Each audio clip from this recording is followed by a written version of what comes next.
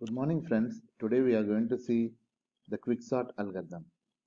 Quicksort is an algorithm which is using the divide conquer strategy and which works similar to that of the merge sort algorithm. It was one of the widely used algorithm developed by the Hoare, which is having the order of n log n comparisons. When we take the worst case complexity of this one, it is having the quadratic running time which is order of n square. Basically, the quicksort algorithm is considered as faster than many other algorithms which are having the order of n log n because of its efficient implementation and because of its parallelism in executing this algorithm. Quicksort algorithm is also known as partition exchange sort algorithm because in this algorithm we are going to select one of the element, we are calling that as a pivot element. The pivot element can be the starting element, or it can be an ending element, or it may be a median of the lowest element or the highest element that we are considering. But in our class, we are going to consider the first element as a pivot element. And our basic idea of taking this pivot element was we want to rearrange the elements in such a manner that all the elements that are having less than this pivot element present in the left hand side of the pivot element, that is the first subarray, and all the elements that are greater than the pivot element are present on the right hand side of the pivot element. Like this pivot element is partitioning the array into two subarrays, and the two subarrays have been considered here, and the two subarrays are once again being divided into two more subarrays. Like that, parallelly the sorting is being performed in this quicksort algorithm. That's why this algorithm is called as partition exchange sorting. That's why if you take the three steps that we are having for the quicksort algorithm are, the first one was selecting the pivot element, second one was rearranging the element such that it is divided into two partitions, and recursively doing the same activity until the array is sorted. We'll take an example. We'll see how this particular sorting is being performed by using the quicksort algorithm. So initially, we are considering this particular array. The first position is considered as a first, and the last one is considered as a last. We can consider that as a begin, end also. So here I am considering that as a first and last. And pivot element is always considered as a starting element is considered as a pivot element. I value is starting here and the j value is starting at the last. Now my basic idea was finding out the largest element than the pivot from the left hand side and the smallest element from the right hand side. I is being incremented until the largest element is found out. As an example, 33. 33 is not greater than 35, so I is incremented here and I is incremented to the next position. 42 is greater than 35, so I is present at 42. Similarly, I'll start from the end. Is 42 is less than 35? No, j is decremented by 1. Is 27 is less than 35? Yes. So now if we consider I value is less than j, whenever I value is less than j, a of I is exchanged with a of j. That is, a of I is swapped with a of j. Now 42 and 27 I am swapping. So 27 and 42. The same process is continued. I am finding out from the left hand side the largest element than the pivot. It is 42. In the same way, from the right hand side, I am finding out the smaller element than the pivot, it is 19. But if you see in this case, I has crossed the j, that is I is greater than j. Whenever the I value is greater than j, exchange a of pivot with the a of j. What we are doing? Whenever I is less than j, I am exchanging a of I and a of j. Whenever I is greater than j, I am swapping a of pivot with the a of j, that is 19 is swapped with the 35. Whenever the 19 is swapped with the 35, now the 35 has partitioned the array into two subarrays. The first subarray is consisting of all the elements that are less than 35, and second subarray is consisting of all the elements that are greater than 35. This is the partition mechanism that we are doing. Now the same array I am considering for the first sub-array.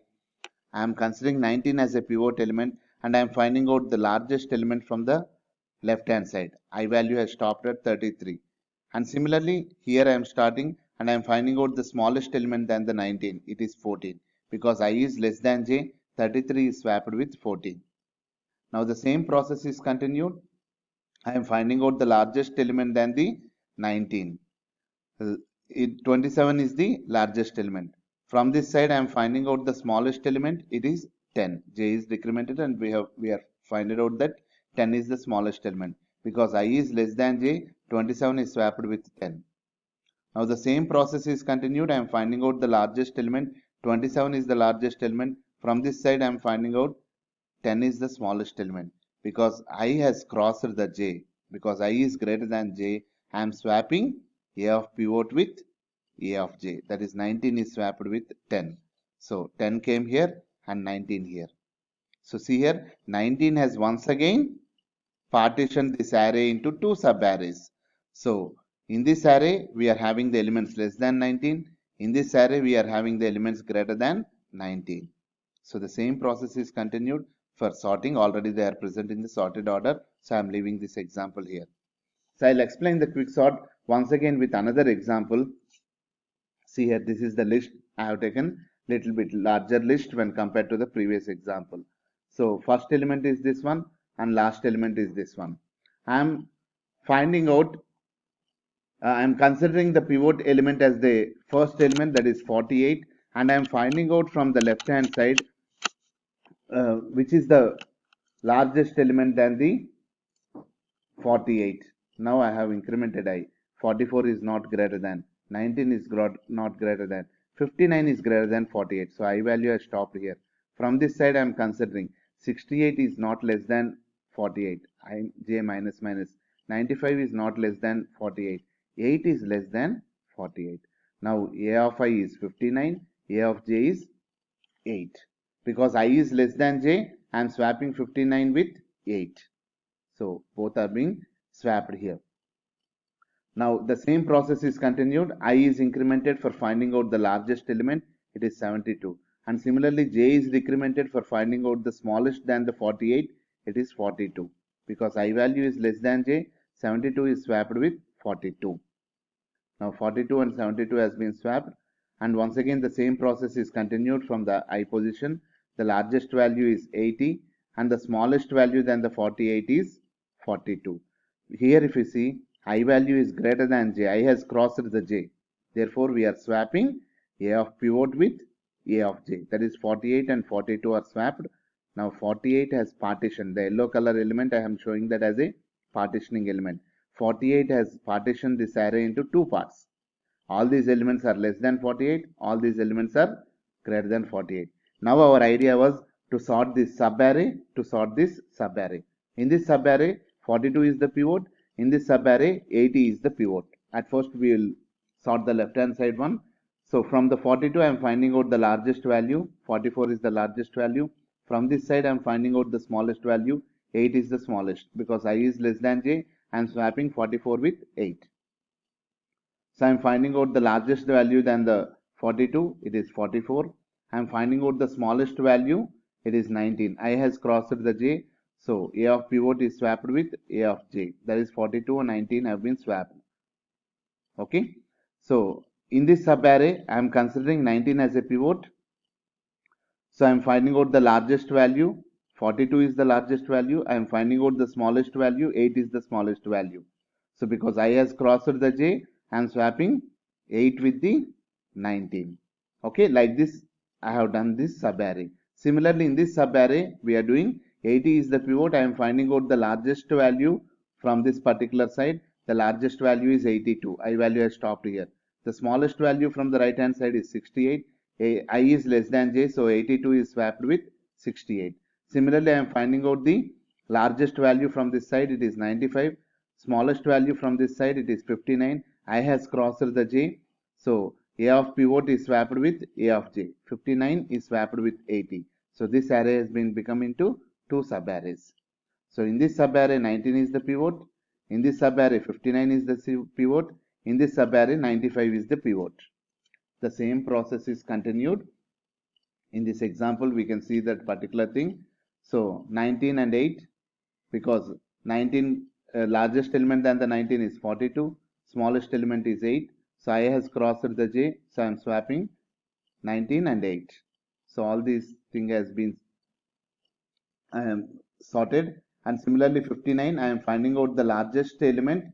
The largest element than the 59 is 72, and the smallest element than the 59 is, there was no element, it is 59 itself. So it has been crossed. So 59 is swapped with 59 only. So it has become the partition. Now this 72, 65, 68 also has been sorted in the same fashion. At the end, if you see, the complete array is present in the sorted manner. This is the mechanism in which the quicksort algorithm works. Now if you see the quicksort algorithm, see here, I am taking the first and the last position.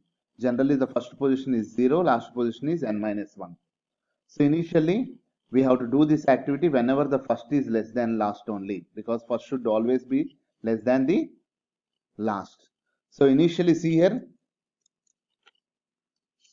the pivot is considered as a first position, that is I is considered as a first one, pivot is also a first one, and j is the last one. The same steps we have taken. The pivot is the first one, I is equal to first one, j is equal to first one.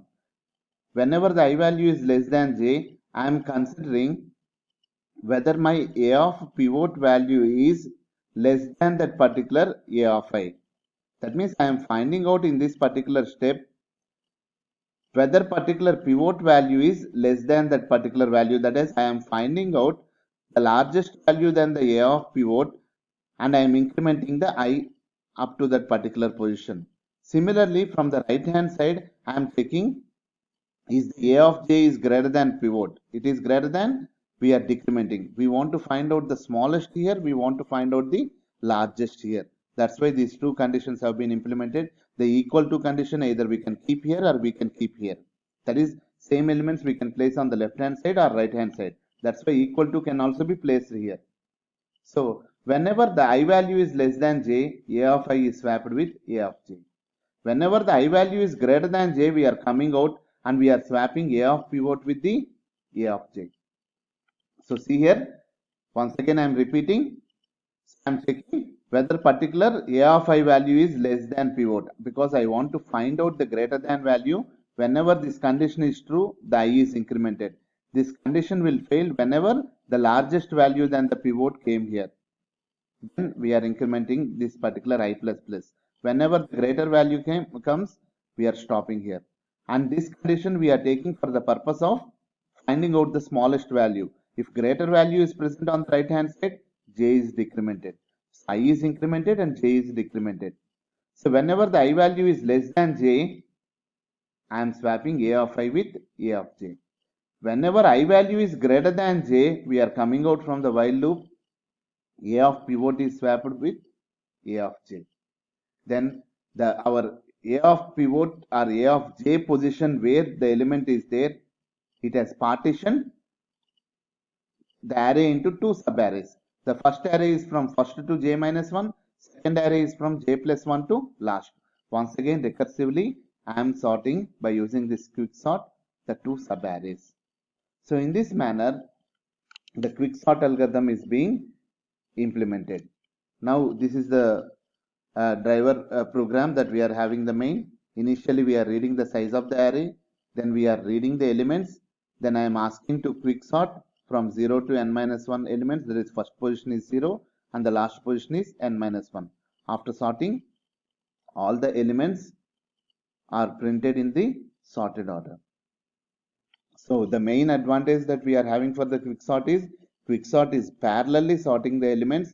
That's why even though we are having the different algorithms like a merge sort and heap sort, the quicksort is the fastest algorithm that we are having, and it is one of the efficient algorithm that is having the order of n log n complexity. So these are the three problems that I am giving as assignment for you. Please practice that one and the program. Thank you.